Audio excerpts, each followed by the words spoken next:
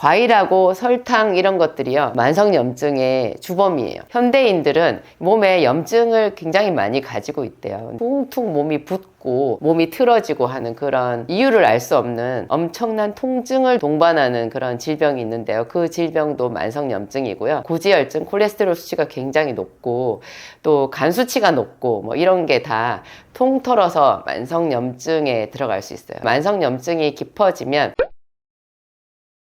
안녕하세요, 진약사입니다. 만성염증에 대한 이야기를 제가 오늘 드리려고 해요. 만성염증 그런 게 뭐야? 염증 하면은 뭐 이럴 때 뾰루지 생기는 거 이런 것만 어렸을 때 생손가락 아린다라는 말 하는데, 왜 손톱이 빠질 정도로 이게 부어가지고 노란 고름 차고, 저는 이런 게 이제 염증. 아니면 눈 다래끼 이런 거 있잖아요. 아니면 또 입가에 여기 염증 생기는 거, 입이 찢어지려고 하는 거 있잖아요. 구각염이라고 하는데, 이런 거나 아니면은 뭐 입술이 부르트는 거 있잖아요. 헤르페스라고 하죠. 그런 거 염증, 아니면은 뭐 대상포진 염증, 이런 거 생각나지 않아요? 그런데 겉으로 그런 염증은 하나도 없는데요, 만성염증이라는 게 있어요. 그게 만성염증인 사람 증상, 대표적인 증상이요, 퉁퉁 부어요. 엄청 피곤하고요. 피 검사 같은 거 해보면 피의 수치가 좋지 않아요. 혈당이 높아가지고 당뇨에 이미 있든지 아니면 당뇨 직전이든지, 당뇨 전 단계라고 하죠. 그런 게 있거나, 또 고지혈증, 콜레스테롤 수치가 굉장히 높고 또 간 수치가 높고 뭐 이런 게 다 통틀어서 만성염증에 들어갈 수 있어요. 이게 만성염증이 깊어지면 여러분 혈관 다 망가져요. 혈관 다 망가지고, 또 콩팥, 혈관이 망가지면 콩팥이 또 불안하죠. 뭐 췌장염 이런 것도 다 염증이잖아요. 그리고 만성염증, 입안에 구강염으로 왜 치주염 같은 것도 만성염증을 불러일으킬 수 있는 원인이 될 수 있는데요. 하여튼 이 현대인들은 몸에 염증을 굉장히 많이 가지고 있대요. 근데 특히나 이제 퉁퉁 몸이 붓고 몸이 틀어지고 하는 그런 만성염증, 또 이유를 알 수 없는 엄청난 통증을 동반하는 그런 질병이 있는데요. 그 질병도 만성염증이고요. 제가 봤을 때는 자가 면역 질환 있잖아요. 류마티스성 관절염이나 그런 거 있잖아요. 그런 것도 만성염증. 만성염증. 소변을 보는데 보통 소변은 그냥 변기에 앉아서, 아니면 남성들은 서서 보지만 이렇게 쭉 나오잖아요. 근데 이 소변이 안 나와가지고 몸에 힘을 줘야 되는 사람이 있대요. 그래서 여성분이었는데 소변을 보는데 10분이 걸린다는 거예요. 제가 귀를 의심했어요. 아니, 대변이 아니고요, 소변이요? 대변도 10분 동안 본다고 하면 좀 힘들게 보는 거잖아요. 그런데 이게 소변을 보는데 10분씩 15분씩 시간이 걸린다. 와, 그분 몸이 엄청 부어 있었고요. 뚱뚱하신 분이었고 관절에 뭐 염증이 다 있어가지고 잘 못 걸었어요. 그분이 걸어가는 거 보면 그 어른들 말로 찌우뚱 하다는 말 있잖아요. 똑바로 못 걸어요. 이렇게 몸이 하여튼 힘들어요. 제가 이렇게 유명해지기 전에 제가 생기산이라는 거를 제 나름대로 이렇게 딱 베이스를 가지고 있었을 때, 어느 날 길을 가다가, 또 제가 늘 다니는 그 산책길 있거든요. 거기서 늘 같은 시간에 산책을 하니까 저랑 같이 산책하시는 분들이 보이잖아요. 어떤 분을 이렇게 봤는데, 와, 저분 정말 많이 아프겠다. 어떡하지? 가서 얘기 말 걸고 싶네. 내 약 그냥 드리고 싶다. 그런 마음이 다 들었었어요. 저분 내 약 먹으면 나을 텐데 저 통증 저렇게 심해가지고 어떡하냐. 그런 마음이 든 적이 있었는데, 그것도 그분의 몸에 그 통증, 몸이 다 틀어지고 관절염이 생기고 붓고 한 그런 게 전부 만성염증인 거예요.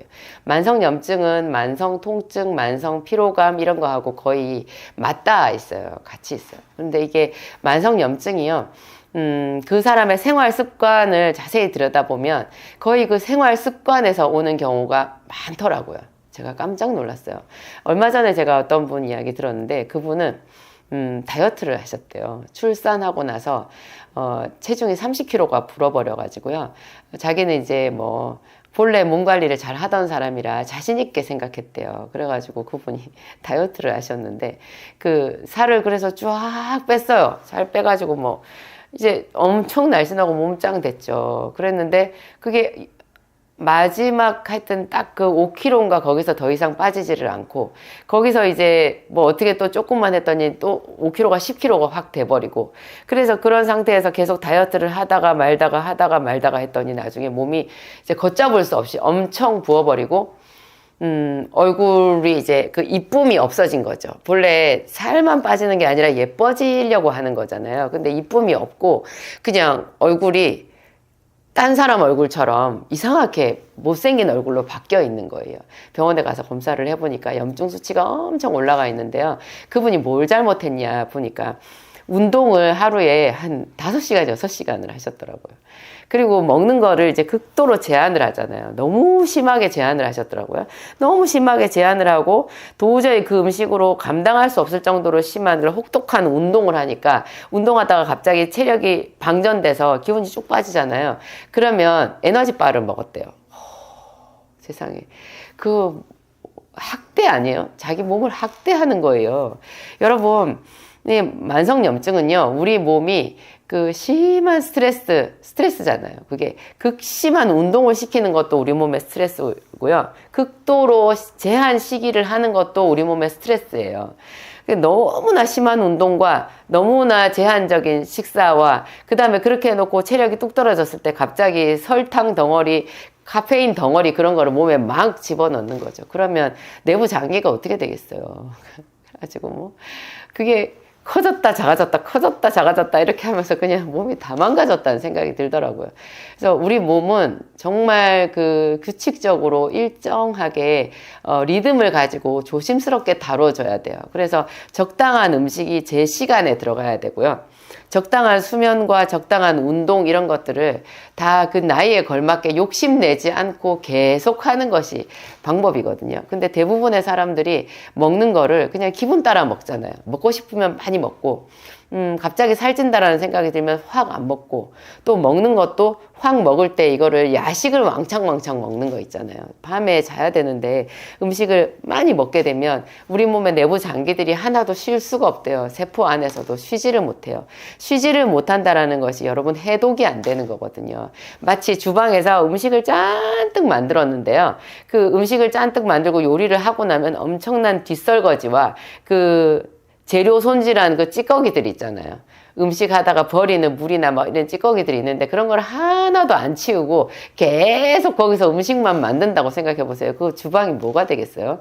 우리 몸이 그런 거예요. 저녁에 밤에 잘 때는 우리 몸 전체가 다 좀 쉬어져야 되는데 밤에 자기 전에 주로 사람들이 다 술 마시고 야식 먹고 그 자기 기분 좋으라고 막 그렇게 기름진 거 먹고 이렇게 자잖아요. 그러면 자기 기분은 좋았는가 모르겠는데 이 육체적으로는 쉴 수가 없는 거예요. 그게 우리 육체가 상당히 이렇게 좀 저력이 있어요. 그래서 그런 생활을 한 1년, 2년, 뭐 몇 달 정도 하는 것 같고 그렇게 망가지지는 않는데요. 이게 1년, 2년을 넘어서 계속 그게 습관이잖아요. 그렇게 가면 더 이상 버틸 수 없는 한계선에 부딪히게 되는 거죠. 그러면 그 몸이 퉁퉁 붓고 알 수 없는 여러 가지 질병이 생겨요. 뭐 혈액 수치 이상 이런 것도 저는 만성염증이라고 보는데요.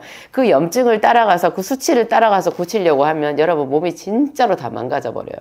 그 병원에서 쓰는 자가 면역 질환에 쓰는 약 있잖아요. 그게 가장 큰 부작용이 만성염증을 일으키는 거거든요. 이상하지 않아요? 염증 때문에 쓰는 약인데 그 약을 계속 쓰면 정말로 염증 덩어리에 빠져요. 그래서 참 불행하게 인생이 이렇게 나락으로 추락하는 분들을 제가 많이 본 것 같아요. 여러분 일단 생활을 이렇게 규칙적으로 바꾸는 게 굉장히 중요해요. 늘 먹는 음식 너무 특이한 뭐 과일식 무슨 어디 멀리 가가지고 무슨 곡물 그거 어렵게 해가지고 뭐를 미숫가루를 만들고 또 뭔 차를 만들고 그런 거 하지 마세요. 그냥 가장 편안한 우리 그 어렸을 때 먹었던 그 가난한 시골 밥상 수준 있잖아요. 거기다가 고기 조금씩 드셔도 돼요. 양이 적으면 돼요. 약간 부족한 듯하게 그렇게 소탈하게 음식을 해서 하루 3끼를 드세요. 아침, 점심을 조금 많이 먹었다 싶으면 저녁은 좀 거르시든지 가볍게 드시든지 그런 방법으로 음식을 좀 편안하게 드시고요. 절제하시고, 그리고 좀 길게 잡으세요. 너무 갑자기 살을 빼거나 너무 갑자기 몸을 좋아지게 하려고 하지 마시고요. 그리고 제가 이 음식으로 다 섭취하지 못하는 그런 건강 그 영양소 같은 경우에는 제가 값싸게 만들어 놓았잖아요. 제 비타민 B, 제 이름 진정주 비타민 B100, 제 진약사몰에 있거든요. B100 그 종류를 꼭 하루에 하나는 드세요. 거기다가 뭐 필수 아미노산이 들어있는 것도 있고, 또 비타민 C도 있고, 마그네슘 꼭 드셔야 되고요. 마그네슘이 대부분 이렇게 막 에너지 바를 먹거나 너무 기름진 거를 먹거나 또 스트레스를 극도로 받고 일을 과로한 그런 사람들은 다 마그네슘 부족이거든요. 이 심장이 막 두근두근 뛰고 하는 사람들, 스트레스 받아가지고 숨이 잘 안 쉬어지는 이런 사람들도 전부 다 마그네슘이고요. 당뇨병도 마그네슘이더라고요. 이 마그네슘, 뭐 수면장애 있는 사람들도 마그네슘이고, 이거를 또 기본 영양소로 이렇게 섭취를 해주면 그냥 뭐 큰 돈 들이지 않고 오히려 적은 돈으로 여러분의 건강 식단을 만들 수 있어요. 제가 어떤 분은 얘기 들으니까 탄수화물을 끊는 게 좋다 그래가지고 밥을 안 드시고 비싼 과일 야채라고 해놓고 실제 식단을 들여다보면 다 과일이더라고요. 과일 값이 한 달에 얼마 들어가나 제가 봤더니 그분 정도로 과일을 먹으려면 한 달에 한 80만 원에서 100만 원을 써야 된대요. 세상에. 그걸 써서 건강이 좋아진다면 또 맛있는 거 먹고 행복하게 사시면 좋아요. 그런데 여러분, 과일을 그렇게 먹으면 우리 몸 다 망가져요. 과일하고 설탕 이런 것들이요, 만성염증의 주범이에요. 제가 다시 말씀드리는데, 만성염증의 주범이 뭐라고요? 과일만 먹는 거예요. 과일 많이, 아침에 참여한 게, 점심에 참여한 게, 저녁에 참여한 게. 뭐 사과도 한 개, 뭐 또 온갖 그 키위나 뭐 바나나나 딸기나 뭐 이런 그 비싼 과일들이 있잖아요. 그런 거 늘 냉장고 안에 달아놓고 그런 거 먹으면 그 과일 안에 들어있는 포도당, 특히 과당 이런 것들이 몸에 들어가서 술처럼 염증 만들어요. 술을 많이 마시면 여러분 간염 오잖아요. 온몸에 염증 생기고 알코올성 치매 오거든요. 과일을 많이 먹으면 과일을 먹은 만큼 또 일반 탄수화물 식사를 안 하시는 거잖아요. 근데 이 과일을 통해서 섭취되는 음식으로는 우리 몸을 균형 있게 해주지를 못해요. 그래가지고, 신기하게 영양실조가 오고요. 염증이 많이 생겨요. 이 당이 사실은 심각한 염증이거든요. 탄수화물은 말 그대로 이렇게 복합이잖아요. 굉장히 긴 포도당이나 그런 포도당 사슬로 이렇게 되어 있어가지고 그게 차라리 몸에서 훨씬 더 안전한 건데요. 이 과당하고 포도당을 바로 우리가 먹게 되면, 또 어떤 분들은 가당 음료수 이런 거를 맛으로 많이 먹거든요. 카페 같은 데 가보면 얼마나 맛있는 음료수가 많아요. 여러분, 그런 거 안 먹고 살 수는 없겠지만, 웬만하면요, 여러분, 하나를 시켰을 때 다 먹지 마세요. 반 정도만 드시고 나머지 반은 버리세요. 그래야지 여러분, 돈이 적게 들어요. 나중에 몸 아파가지고요, 약간 많이 들고, 몸이 아파가지고 정말 많은 시간 허비하게 되거든요. 이게 단 거를 굉장히 조심하셔야 돼요. 그래서 제가 언젠가 제 영상에서 설탕이야말로 슈퍼에서 아무나 사게 하면 안 되는 그런 위험식품이다, 그런 말을 한 적이 있어요. 그런데 뭐 슈퍼에서 파는 게 문제인가요? 요즘에 뭐 나가서 음식을 사 먹으면 김치도 달고 게장도 달고 뭐 무슨 무침도 달고 다 달아요. 거기다가 빵을 먹으면 빵은 완전 설탕 얼마나 많이 들어가요. 또 카페 음료수 그 단 빵을 단 음료수랑 같이 먹거든요. 그러니까 무제한 탄수화물은 배척해 놓고 엄청나게 많은 포도당, 과당, 설탕을 이렇게 먹게 되는 거예요. 그러면 그런 것들이 몸 속에 들어가서 여러 가지 염증을 만들게 되죠. 근데 포도당, 과당 이런 거를 먹을 때도 제가 아까 말씀드린 비타민 B랑 마그네슘만 충분히 먹어줘도 이게 염증이 좀 덜 생기는 비밀은 있어요. 그런 거 좀 기억하셨으면 좋겠어요. 비타민, 미네랄 중에서도 특히 마그네슘 이런 것들이 우리 몸에 깨져 있는 영양의 균형을 그래서 불균형이 된 거잖아요. 그것을 바로 잡는데 정말 필수적인 거라는 거. 비타민 B와 마그네슘. 그 다음에 비타민 C를 많이 먹으면 이 혈관이 보호가 되거든요. 이 만성염증이 혈관 안에 염증을 일으켜요. 여러분, 혈관이 3층으로 되어 있거든요. 혈관이 그 속에 피가 흐르는 부분 있잖아요. 피가 흐르는 부분에 그 안쪽의 벽을 내피라고 그러고요. 그리고 중간층이 있고 또 바깥층이 있어요. 이 혈관이 이렇게 3층으로 되어 있다고, 뭐 제가 의사는 아니지만 하도 많은 혈관 환자들을 만나다 보니까 제가 그런 것까지 이렇게 귀뚱으로 듣고 알게 되었는데요. 하여튼 이 혈관의 손상은 다 내피 손상이에요. 그러니까 왜 내피가 손상이 되느냐? 피가 나쁘기 때문에 내피가 손상이 되는 거예요. 피가 대부분의 사람들이 안 좋아요. 그래서 뭐 어떤 사람들은 피가 안 좋다 그래가지고 죽은 피 뺀다고 사혈을 하시는데요. 사혈을 하면 전에 사혈을 전문으로 하시는 분 몇 분이 저한테 오셔서 상담을 하신 적이 있는데, 그분들도 이제 피를 좋게 하는 방법을 알고 싶어가지고 저한테 오셨더라고요. 근데 그분들이 많은 사람들을 사혈을 해보면 그렇게 사람들이 피가 안 좋대요. 피가 묵처럼 나온대요. 세상에 피가 이렇게 묵처럼 있잖아요. 덩어리가 져 있는 거예요. 근데 그게 이제 제가 드리는 뭐 비타민, 아까 제가 말씀드린 B, C, 마그네슘 이런 거 먹고, 그 다음에 생기산 제가 쓰잖아요. 이런 생기산 요법을 하게 되면 그게 그 사혈하시는 분이 놀래서 저한테 쫓아오셨어요. 자기가 그렇게 오랫동안 사혈로 돌봐드렸던 사람이 갑자기 피가 너무 좋아졌대요. 제가 어떻게 됐냐 물어봤더니 제 얘기를 하더라는 거예요. 그래서 저한테 오신 분도 있었는데, 하여튼 이 피를 좋게 해야 되는데요. 이 피가 왜 나빠지느냐? 좋지 않은 음식 습관, 설탕 너무 많이 먹고, 너무 심한 절식과 과로와, 그리고 또 밤에 야식과 너무 기름진 거 많이 먹고, 또 고단백 있잖아요. 단백질은 여러분 그야말로 등급이 있거든요. 이 단백질을 너무 이렇게 근육 만드는 이런 단백질을 막 생각해서 먹게 되면 그 단백질이 독성이 있어요. 그래가지고 그 단백질 독성 때문에 간이 망가지기도 하고 췌장이 망가지기도 하거든요. 근데 단백질이 좋다라는 것, 그만큼 우리가 좀 몸이 연약한 사람들도 흡수가 쉬운 단백질, 이런 것들이 편안한 단백질인데, 그런 거를 먹으려고 하면 욕심을 좀 내려놔야 되는 것 같아요. 너무 좋은 거 먹고 빨리 좋아지고 막 힘내려고 하고 자랑하려고 하니까 이 단백질도 독한 거 먹고 몸에 병이 생기는 것 같아요. 근데 좀 편안하셨으면 좋겠어요. 누구든지 좀 편안하게 그렇게 살았으면 좋겠어요. 하여튼 그런 거를 이렇게 많이 먹다 보면은 그것 때문에 독성이 생겨서 혈관 내피가 망가지게 되고, 이 혈관 내피 질환의 대표적인 것이 뭐 고혈압, 그 다음에 여러분 남성들 발기부전 있잖아요.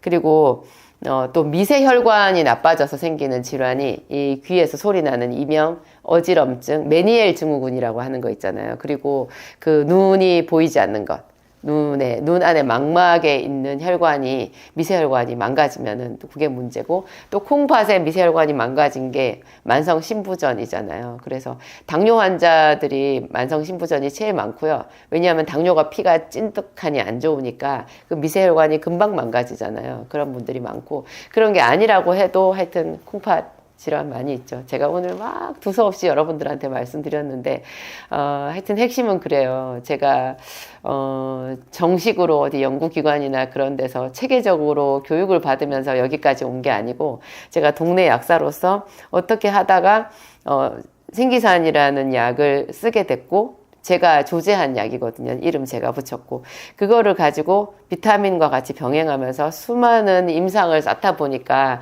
이렇게 그 임상이 쌓여가지고 지금 제가 드리는 이런 제 썰이 된 거잖아요. 그래서 제 말에 좀 체계가 없다라고 생각하실 수도 있는데, 하여튼 그렇습니다. 그렇지만 들어보면 참 어떻게 보면은 쉽고 간단하고 명쾌해요. 여러분들 어떤 그 유려하고 화려한 그런 말보다도 실속이 중요한 거잖아요. 어쨌든 그 방법으로 내 혈관을 돌릴 수 있고 내 만성염증을 치료할 수 있고 내 몸을 건강하게 할 수 있다면 그것보다 더 좋은 게 어디 있겠어요.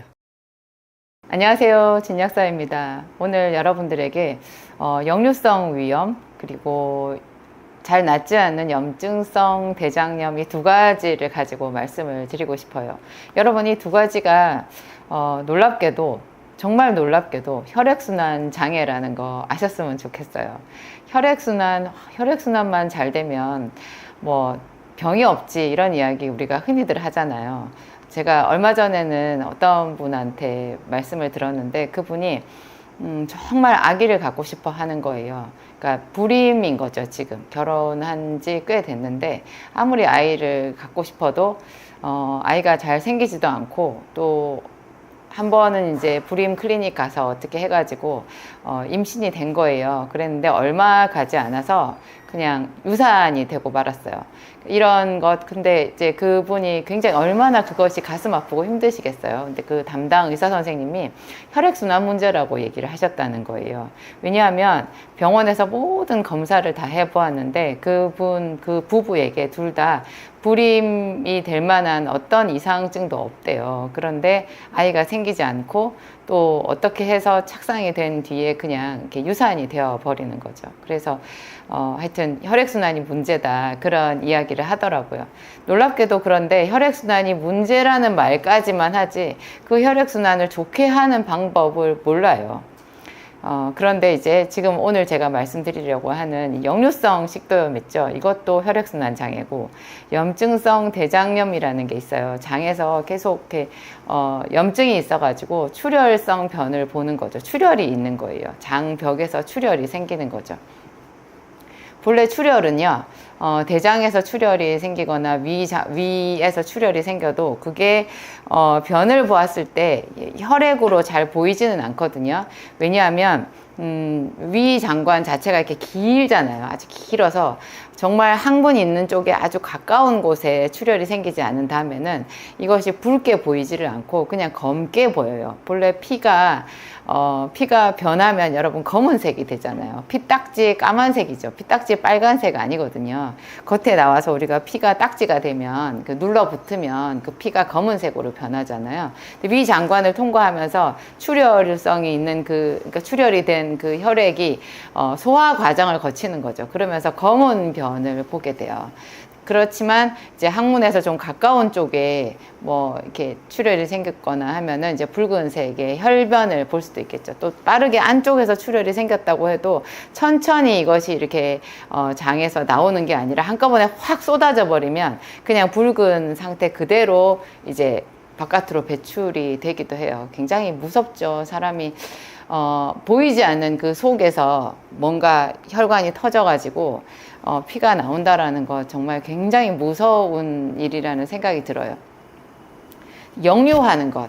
보통 사람들이 이제 지금 제가 뭐 출혈되는 거 얘기하니까 조금 가볍지 않고 너무 무겁게 생각이 들 수도 있는데 하여튼 여러분 상식 차원이라고 생각하시고 들으세요. 저도 제가 뭐 이런 부분에 있어서 전문 의사도 아니고 저도 여러분보다는 좀 낫겠지만 사실 문외한이라고 보는 게 맞거든요. 그런데 제가 이제 저희 약국에서 이렇게 본의 아니게 그런 환자들을 많이 관찰을 하게 되고 그 환자들이 그런 난치성 질환에서 치료되는 거를 보면서 이 질병에 대한 어떤 새로운 시각을 가지게 돼서 그런 거를 여러분들한테 설명드리고 있는 거예요.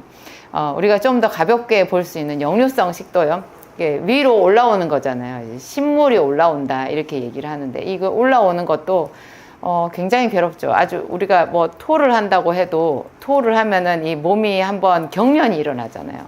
온 몸이 전율하고 그냥 하여튼 쓰러질 지경이거든요. 토하고 나면 화장실 바닥에 쓰러지는 사람들도 많이 있어요. 그럴 정도로 이것은 우리 몸의 어떤 순리를 역행하는 거잖아요. 본래 음식은 먹으면 내려가야 하는 게 맞아요. 근데 이게 거꾸로 올라온다라고 하는 것은 뒤집히는 거잖아요. 그러니까 우리 몸에서 어떤 보통으로는 일어나지 않는 굉장히 큰 특이 반응, 비상 상황에서 올 수 있는 그런 반응이라고 볼 수 있죠. 근데 토하지는 않더라도 이렇게 위로 깔짝깔짝 이렇게 그 그 매운 신물이 올라오는 게 이제 역류성 식도염인데, 그렇게 하면 이게 식도 있잖아요. 우리 식도는 위벽하고 좀 다르게 이게 연하고 얇거든요. 그래서 위장 안에는 강산인 염산, 위산이 있어도 위 보호액이 있어가지고 괜찮지만, 이 식도로 이게 아주 많이 올라와 버리면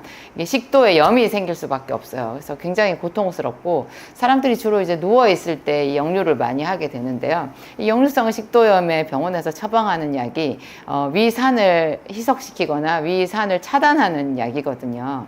굉장히 강력한 약이에요. 보통 의사 선생님들이 한 가지 약만 처방하지 않고 이런 복합적인 그 작용이 있는 약을 2중, 3중, 4중으로 처방을 하시거든요. 그러면 그 약을 먹고 우선은 조금 속이 편해질 수 있는데요. 제가 굉장히 우려하는 것은 대부분의 사람들이 이 약을 장기 복용을 하더라는 거예요. 장기 복용을 하면, 장기 복용이라는 것 자체가 뭐겠어요. 그 약이 역류성 식도염을 치료하지 못한다는 뜻이고, 그 약의 부작용을 굉장히 많이 이제 그 몸에 떠안게 되는 거예요. 그 역류성 식도염 약, 위산을 차단하는 위장관, 특히 이제 위염 치료제가 갖는 가장 큰 부작용은 이제 위 기능이 위축되는 거예요. 위 기능이 위축되면 우리가 먹은 음식물이 제대로 소화가 되지 않은 상태에서 장으로 내려가게 돼요. 그래서 장에 탈을 일으키기도 굉장히 쉽고, 소화 흡수가 잘 되지 않으니까 만성적인 영양 불량이 될 수가 있어요. 만성적인 영양 불량. 그리고 옛날에 우리나라 전통적으로 그 보약이라고 하는 거 있잖아요. 뭐 사군자탕, 뭐 십전대보탕 하는 것의 원리가요, 전부 위장약이라는 거 혹시 아세요?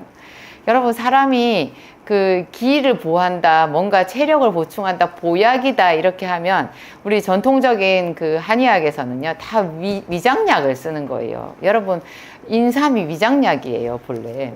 인삼이 위장약이에요. 인삼이 어떤 그 탕제 안에 여기에 이건 시원한 약재인데 여기에 인삼이 왜 들어있어 하고 인삼 약재를 빼버린 이야기를 제가 들어본 적이 있거든요. 거기 인삼이 왜 들어가 있지? 이거는 전체적으로 시원한 약이고 열이 많은 사람한테 써야 되는 약인데, 여기 까닭없이 인삼이 왜 들어있어 하고 그 탕제에서 인삼을 빼버렸더니 그건 먹을 수 없는, 위장관 부작용이 너무 심해서 먹을 수 없는 약이 되고 말았대요. 인삼도 근본적으로 더 뿌리를 따져 들어가고 보면 위장약이거든요. 그러니까 위가 좋아야 사람이 기력이 있다라는 그런 뜻인 거예요. 그러면 반대로 말했을 때 그 위장병을 그렇게 계속 앓고 있다라고 하면 그 사람 기력이 다 빠지는 거죠.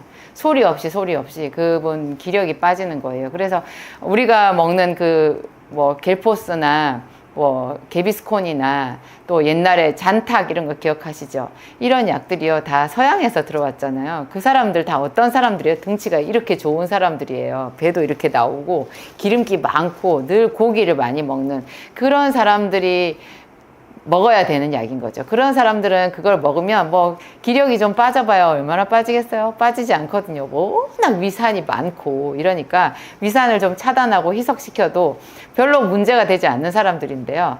한국 사람들, 특히나 좀 나이가 있고 좀 체중이, 평균 체중이나 혹은 그 이하고 뭐 이런 사람들 있잖아요. 만성적인 질환을 앓고 있는 그런 약간 나이 드신 노인들이 이런 위장관 약을 계속 먹는다 그러면 빈혈, 골다공증, 그냥 면역력 저하 이런 것 말할 수 없이 많은 그런 부작용들을 다 끌고 와요. 이제 이 위장병 고치려고 하다가 너무나 많은 병을 끌고 오게 되는 그런 일이 생기는 거죠. 보통 이제 젊은 사람들이 역류성 식도염을 앓는다고 하면 제가 봤을 때는 과식이 제일 원인인 것 같아요. 과식. 그리고 스트레스 많이 받고 많이 앉아 있잖아요. 사람이 주로 앉아 있으면요, 이 장이 운동을 안 해요. 근데 위장이 운동하는 것도요, 아래 장이 운동하는 거랑 서로 연관성이 있거든요. 우리가 걷잖아요. 걸으면 여러분 장이 운동을 해서 방귀 나오잖아요. 그럴 때 위장도 훨씬 더 이렇게 이렇게 위가 본래 해야 되는 운동을 더 잘 하게 되거든요. 그러니까 가만히 앉아 있으면 장도 멈춰 있는데 위장도 같이 위축되는 거예요. 그래서 이게 가만히 있다가 소화가 너무 안 되고 오랫동안 장에 머물러 있다 보니까 이렇게 소화액을 많이 막 위에서 분비를 하게 돼요. 소화액이 너무 많아지니까 이게 위로 올라오기도 하고, 또 그러니까 이제 과식이 원인인 거고요. 특히나 이제 밤에 뭘 먹고 소화가 덜 된 상태에서 자면 이제 산이 위로 많이 올라오게 되죠. 시간이 많이 지나면 이런 게 이제 오래 시간이 지나면 정말 위장관이 더 약해져 가지고 그 사람의 그 소화액 자체가 묽어져요. 묽은 소화액이 나오니까 소화액을 조금 내갖고는 소화가 안 되는 거죠. 그러니까 많은 소화액을, 묽은 소화액을 막 뿜어내는 거예요. 그러니까 묽은 물이 위장에 가득 차가지고 이게 꿀럭꿀럭 해서 올라오는 거죠. 묽다고 해도 이 식도에는 굉장히 세거든요. 자극적이에요. 그래서 식도에 염증이 생기는데 식도 염증약이 병원 처방약으로 따로 있는 거 아니고 또 위산 억제제 위장약을 똑같이 그냥 같은 약을 쓰거든요. 그래가지고 참 문제가 많이 생기는 것 같아요. 이게 뭐 짧게 먹는 것은 좋죠. 짧게 먹고 이제 얼른 자기 생활 습관을 좀 교정하거나 아니면 자기가 잠깐 좀 과식하는 습관이 있어서 또 어떤 음식을 잘못 먹어서 생긴 일시적인 위험이면 병원약이 참 요긴해요. 먹고 금방 낫거든요. 근데 이제 이게 그분의 오랜 습관, 뭐 이렇게 만성적인 스트레스, 운동 부족, 과식하는 습관, 야식하는 습관, 그리고 뭐 이렇게 너무 기름진 거, 밀가루 음식, 떡, 빵 이런 거 좋아해서 그런 걸 위주로 해서 식사를 하시는 분이면 이제 헤어나올 수 없는 역류성 식도염의 연속이 되는 거죠. 계속. 이게 그 좋게 하는 방법이요. 여러분 놀랍게도 혈액순환이에요. 순환이 잘 되잖아요. 순환이 잘 되면 모든 우리 몸의 기능이 순리적으로 풀리거든요. 그래서 위장관의 순리는 뭐예요? 내려가는 거고요. 올라오지 않아요. 그래서 순환이 잘 되게 하는 것이 이렇게 위장관의 질병을 고치는 첫 코드인 것 같더라고요. 그래서 걷는 게 굉장히 좋고요. 일정 시간 하루에 한 40분에서 1시간 정도를 시간을 내서 특히 식사 후에 이렇게 걷잖아요. 걸으면 뭐 어지간한 그냥 위장관병은 그것만 해도 한 50% 이상은 치료가 되는 것 같아요. 그리고 저는 이제 비타민 C 얘기를 많이 하잖아요. 비타민 C를 먹으면 그게 적당히 위하고 장을 자극하거든요. 여러분 위암이나 뭐 장내 이런 암이요. 바깥쪽에 생기지 않고 음식이 통과하는 그 안쪽 내벽에 생긴다라는 거를 생각해 보신 적 있으세요? 그러니까 위장관에 가장 강력한 독성 작용을 하는 것이 우리가 먹은 음식물이라는 거예요. 먹은 음식물, 그 음식물이 통과되는 그 길을 따라서 이게 암세포가 생길 수 있는 거거든요. 그래서 잘 음식을 가려서 잘 먹는 습관, 어떤 식으로 얼만큼 먹어야 되나 이런 게요. 우리가 이미 다 알고 있는 것 같지만 사실은 전혀 모르고 있다는. 그래서 나이 40 먹고 50 먹고 60 먹어서 새로 처음 어린 아기처럼 내 몸을 위한 음식 먹는 방법, 음식을 섭취하는 방법을 새로 배워야 되더라. 그런 이야기인 거예요.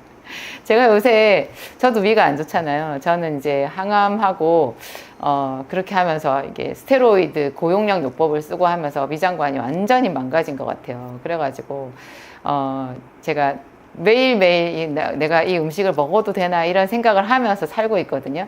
제가 이렇게 몸이 약하기 때문에 더 아픈 사람들에 대해서 고민을 많이 하고 그래서 여러분들을 도와줄 방편들이 저한테 많이 나오는 것 아닐까요? 물론 이제 저도 뭐 올 말이나 내년 되면 아주 나을 거라고 생각하고 있는데요.